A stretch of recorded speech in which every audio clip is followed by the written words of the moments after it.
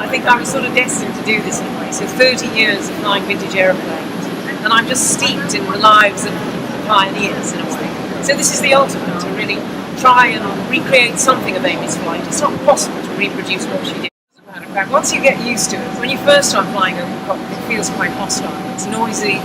There's a lot of vibration. I've got a big radial engine there, and it is. You're windswept. You're exposed to the sun. You get thrown around in the turbulence. But actually, now it's the only sort of flying I want to do. So I'm not nervous or frightened of it. I love it.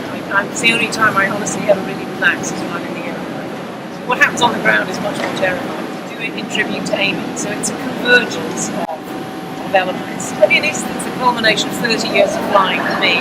And for Amy, I think what she achieved was one of the greatest solo feats in history. She had a series of forced landings, which were crashes, effectively, and she did a lot of damage. But there's hardly a minute when I haven't thought about her. Almost every day, I've just thought it is phenomenal. Just the physical duress of what she put herself through.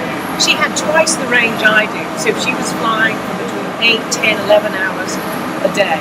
And then she was engineering the aeroplane at night, fueling it, and with her 4 crashes, she also was fixing a damaged aeroplane psychologically to do that. Now, the difference is, of course, she was trying to break a world record, press through in the shortest possible time. She had quite a lot of help on the ground. It was all British Empire. And as she jokingly said, everywhere I'd land, I just had to wait, and within 10 minutes, an Englishman in a pith helmet would appear. And that's more or less what happened. So my experience is obviously quite different. I had to deal with procedures, politics, air traffic. She didn't even have a radio. There's no airspace in those days, so she could just fly it straight. And I'm sort of envious of that, really, because that's what I'd like to be doing. I have this great nostalgia for that era because it was so simple. It was a much simpler world in those days. But it's very rare now to fly this sort of thing into, international airspace, military airfields. It's really difficult. No, there were no forced landings. I haven't had any problems with the aeroplane, but obviously the biggest fear in your mind is an engine failure because you're coming through some really hostile terrain and there's nowhere to land. And there were many areas like that. Obviously the Timor Sea, even coming into Darwin, flying over miles of swamps. Real mosquito coast and mangrove and black inky water, and I'm thinking, God, if I have an engine failure now, this is it, I'm toast, and it's full of crocodiles. But, coming through Indonesia, where this is a really rugged coastline, it's a jungle coast, there's volcanoes. A volcano had erupted there in Java when she came through, so she was flying in monsoons, also with volcanic ash. So you just think, that may well have been the most difficult part for her, coming through the Indonesian islands. I don't think we've come far enough. I think women are so unrepresented in aviation and engineering. And one of the reasons I've got such top-level sponsorship and support from the British government, with this great campaign with Boeing, as part of their sort of global corporate citizenship. They want to support women. They want women, female empowerment. And I didn't think this would resonate, in countries like Saudi Arabia, in Pakistan, in Turkey. But I've had just a fantastic response wherever I've gone. So with the outreach program behind the flight, I've been to girls' schools, I've been to women's groups, I've been to aviation colleges. So I think the message is out there, And it's just give us the chance, give us the opportunity. That's women, that's what we want. Give us the wings. But there's no compromising the glamour. I just need a manicure. The hair is atrocious. And I know Amy, probably not one old lady.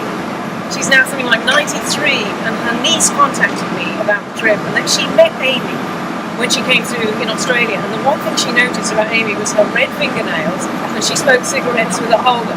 So she was very glamorous, she was very chic. And that was a big part of the 1930s and the female pioneer aviators. They were really dashing and glamorous.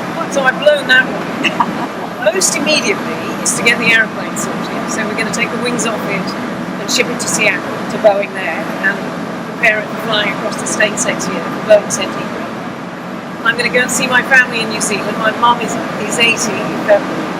So I've had so little contact with my family and friends. I've probably sent not about 3 text messages in the whole trip.